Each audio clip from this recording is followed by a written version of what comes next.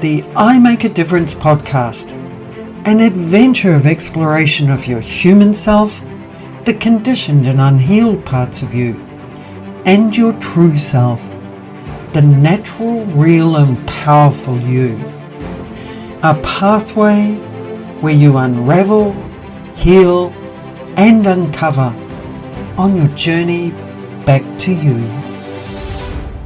Have you experienced situations with other people where you've walked away going, why am I the one that is doing all the work and all the giving in this relationship? And you look at the reality of what's going on and the dynamic with your relationship with that person and you go, do they actually even care? Do they value what I do? And do they even appreciate it? Let alone, do they even want me to be doing what I'm doing?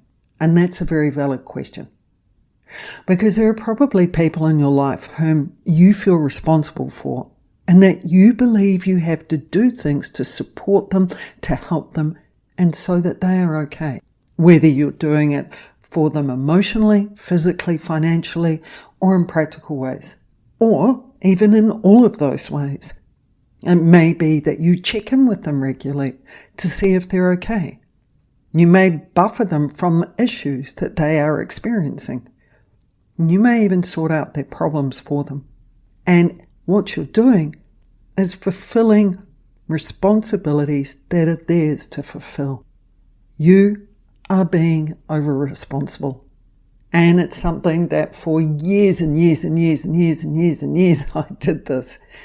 And there are still times and there are still certain people in my life that I'm still working through releasing my over-responsibility for them. Because we're not here to parent adults. Adults parent children. They're not here to parent each other. I'm your host, Melinda Cates, and for each of the I Make a Difference episodes, I explore aspects of our human experience. Areas that through our human journey we have become conditioned in, and where we have patterns of ways that we think and behave and how we see things that are keeping us separated from who we truly are. Areas within us that require unraveling and unlearning, and the areas that also require healing. All part of our journey and adventure as we travel back to our true self, or as I call it, our soul self.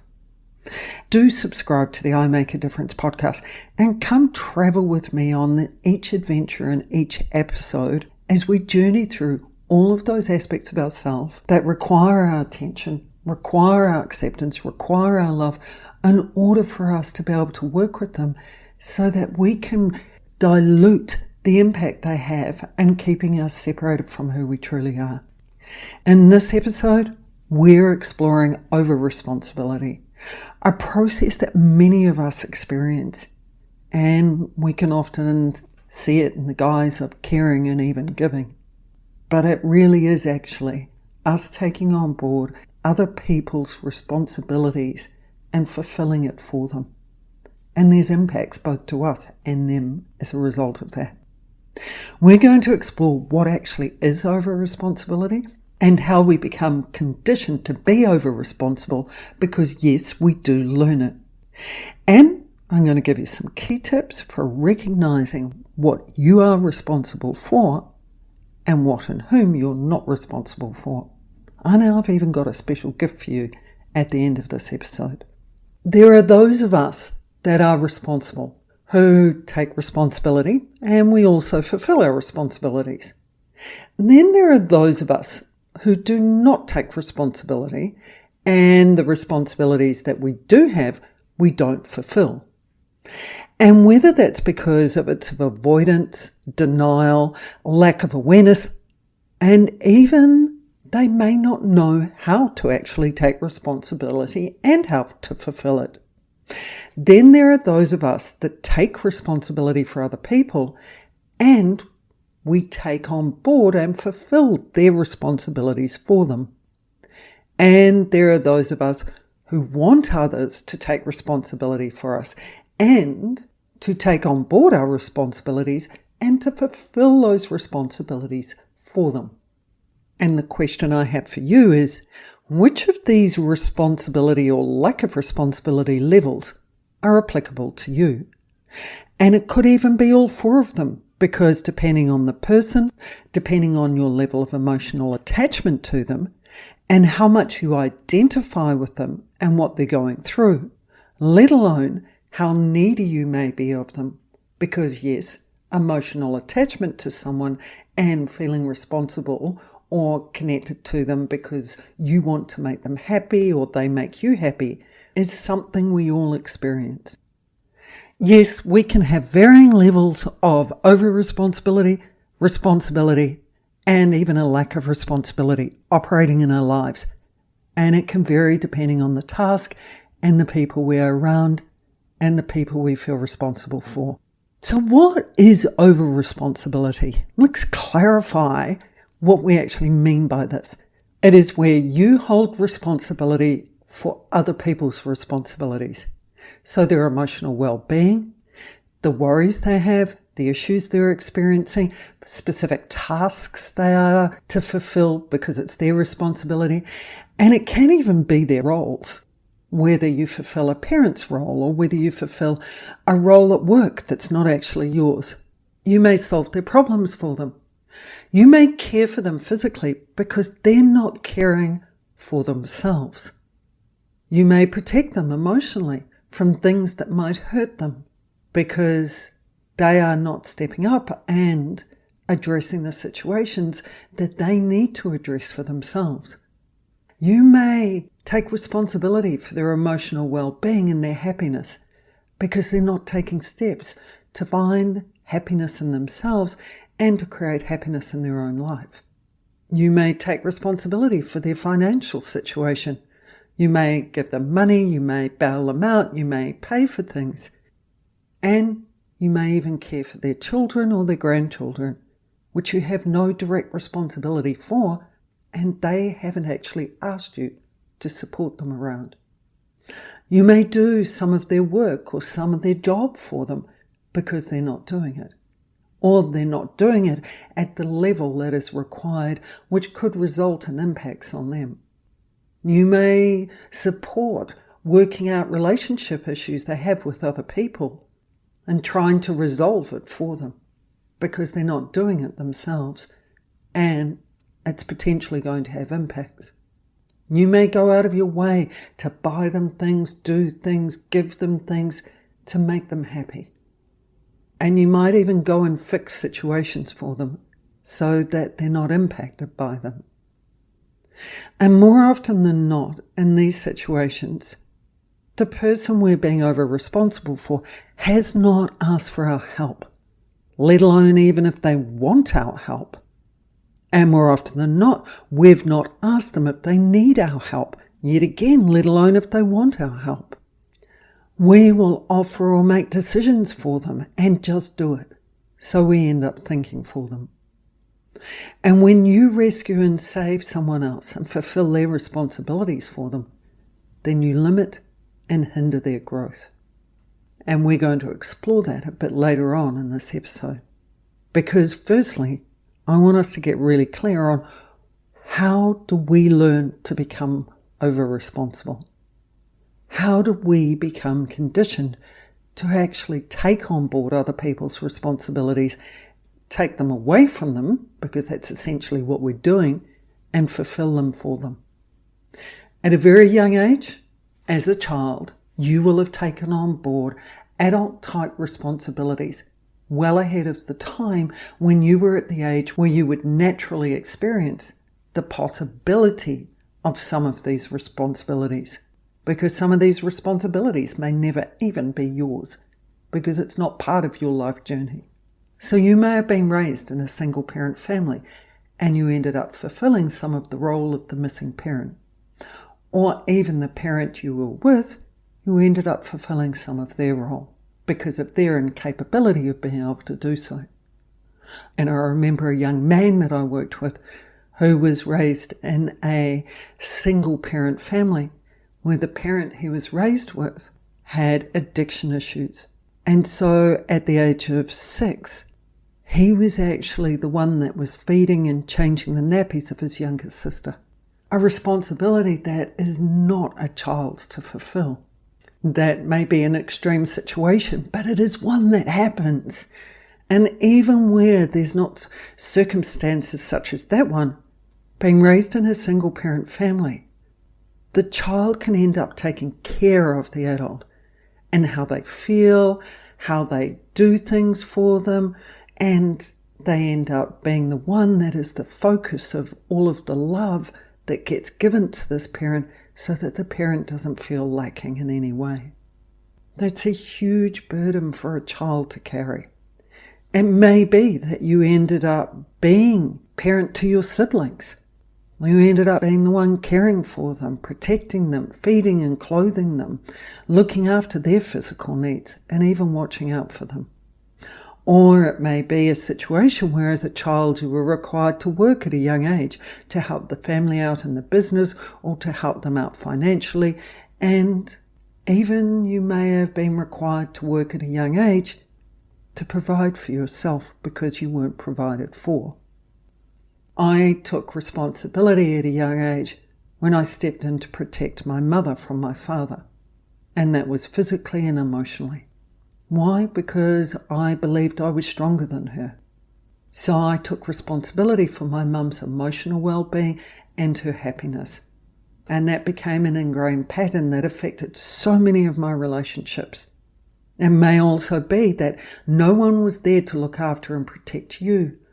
So you give to others what you did not receive because you don't want them to feel what you felt. There are also situations that can seem so insignificant that set up patterns of responsibility. I remember having to rescue my brother who locked himself in my grandparents' toilet.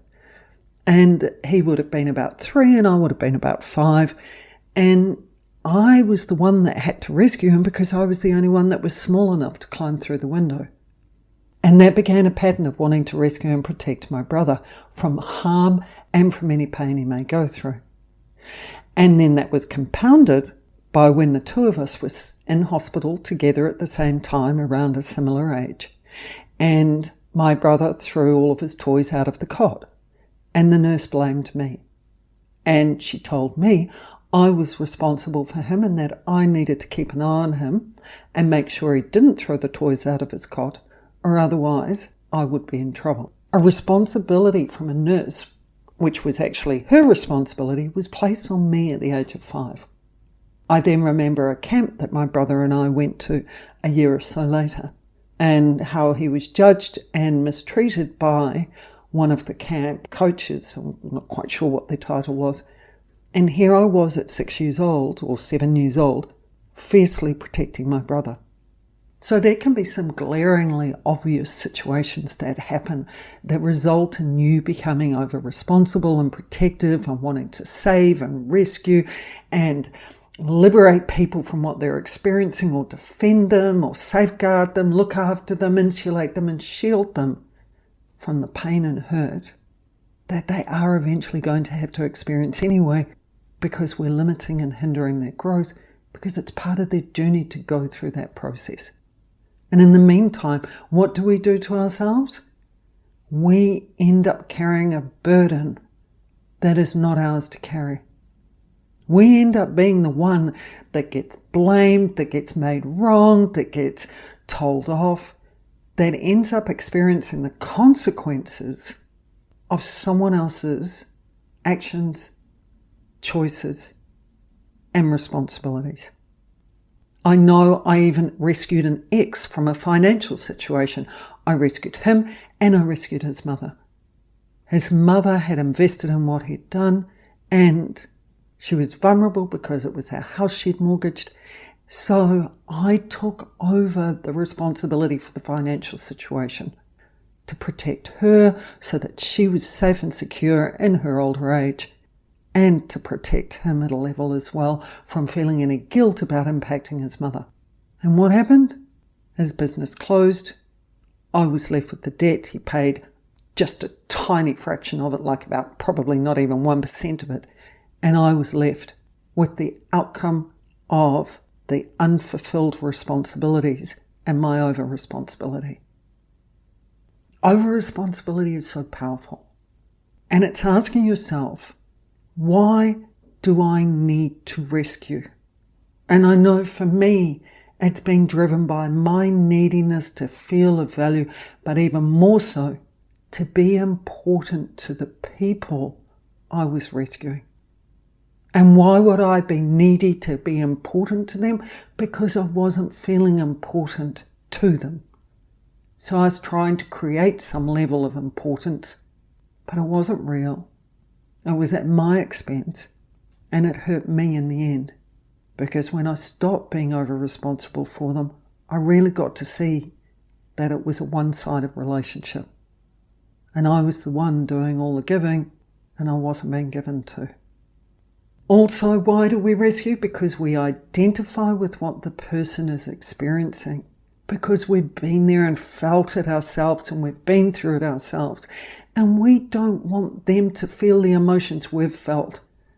Because we know what it feels like to be in the situation that we're in. So we're protecting them from experiencing those emotions.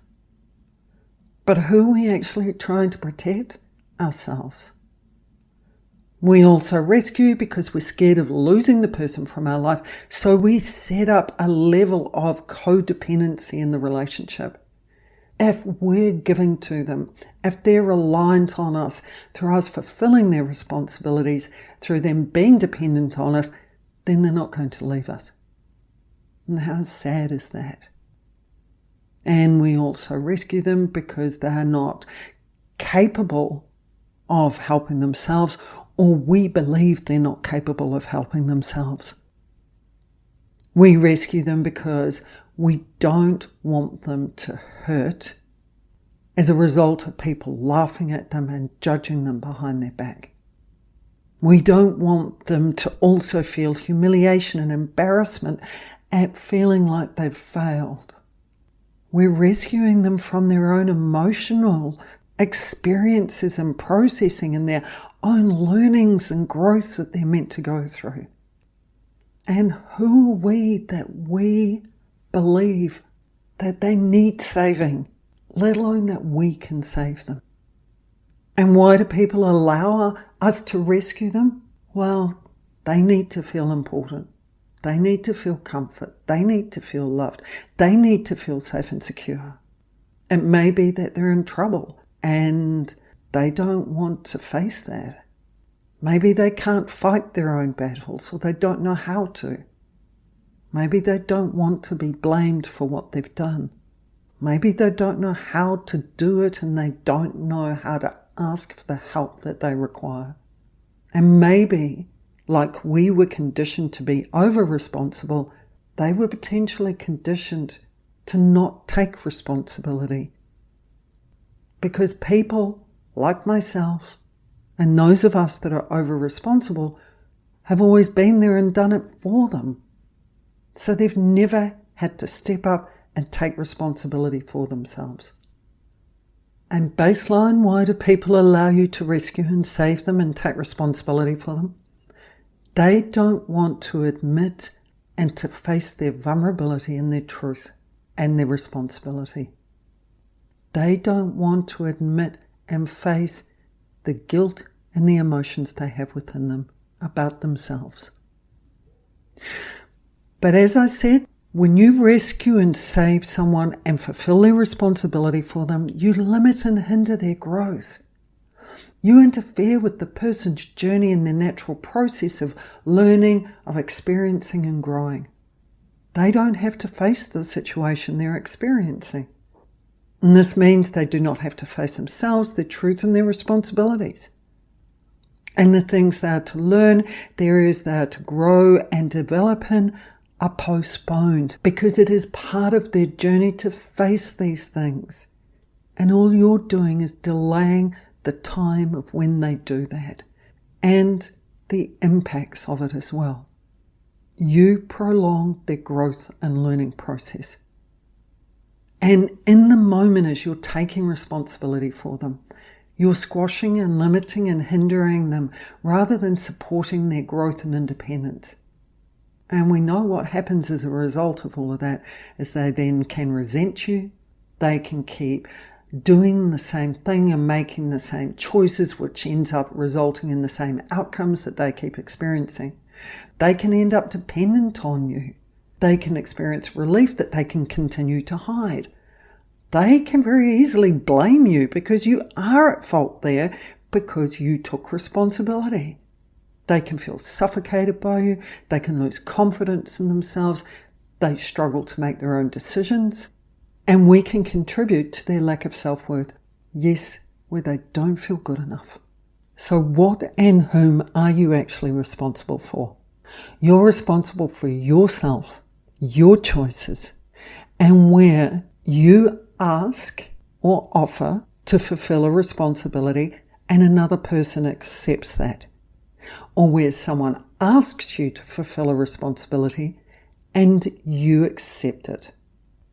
Then those are the choices that you make to fulfill as far as responsibilities go.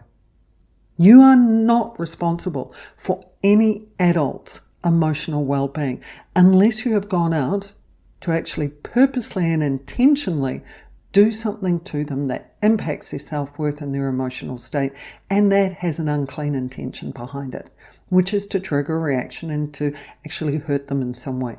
Then you are responsible for how they feel.